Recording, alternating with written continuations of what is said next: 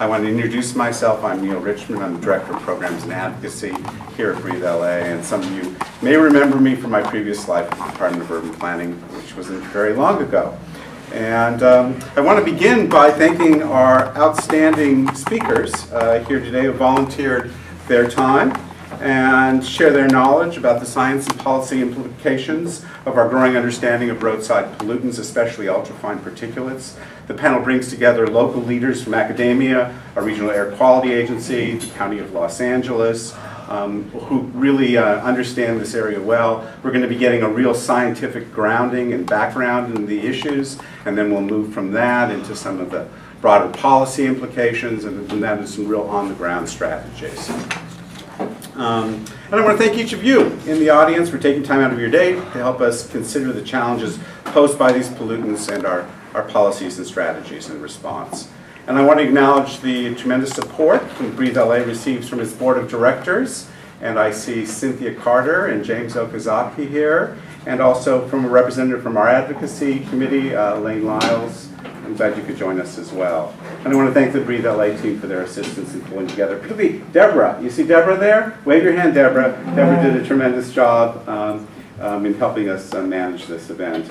Breathe LA is a public nonprofit independent organization dedicated to lung health in Los Angeles County. Our mission is to promote clean air and healthy lungs through research, education, advocacy, and technology. We've been around for over a century. We started here, talking about air, we started here as the Tuberculosis Society of LA County because people came to Los Angeles County for the clean air. So I just want to let you know, and that's always a laugh line.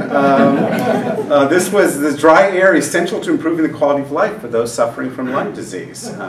So this was kind of, this was a mecca for a health mecca. And we're actively involved today in the changed Los Angeles landscape, creating innovative and meaningful programs from the community ranging from asthma education, COPD, environmental consciousness raising, just a wide variety of activities, and of course this Green Salon.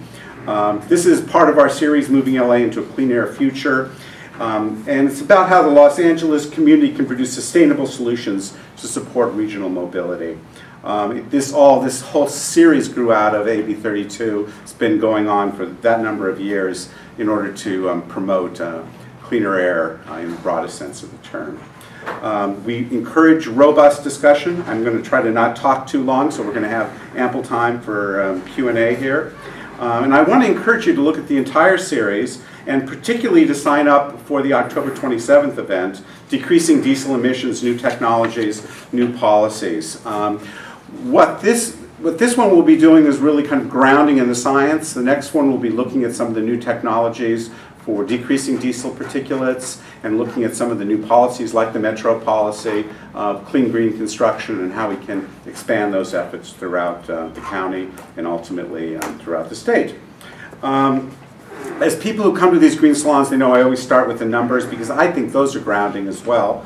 Within our county, approximately 500,000 adults have asthma. Within our county, nearly 250,000 children have asthma. Of these 250,000 children, nearly 1/3 have an emergency room visit each year.